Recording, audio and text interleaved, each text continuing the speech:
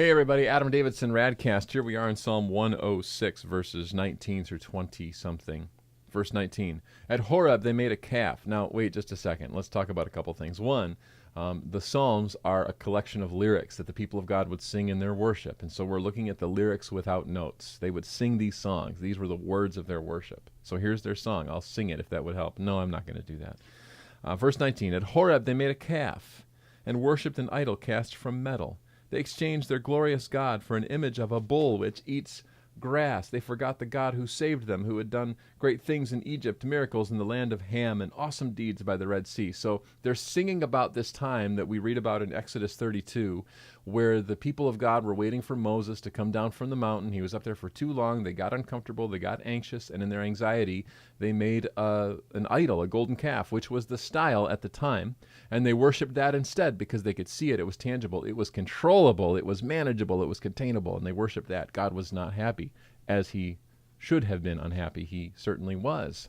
And so then Moses steps in for the people. It says in verse 23 that God would have destroyed them had not Moses, his chosen one, stood in the breach before him to keep his wrath from destroying them. So why in the world would they sing this lyric? You know, this is generations later. Why would the people of God sing sort of a song that remembers the time that they were unfaithful to God?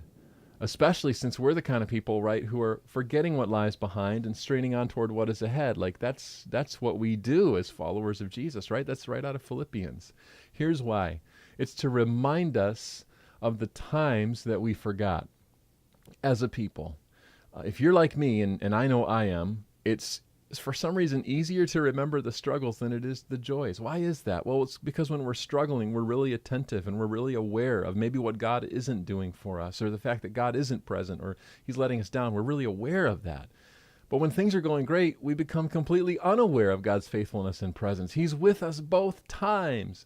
Interestingly enough, it's in the suffering and it's in the struggle that we really become who we are.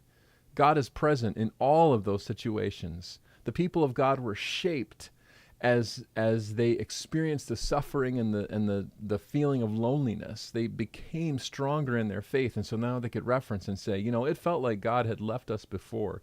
We even got crazy enough to make a calf and worship it. We made an animal that eats grass our God. Well, how bizarre was that of us? It's a reminder.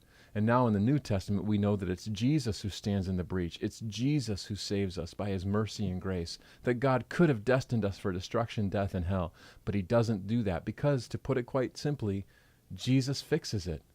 Remember that. That's RadCast.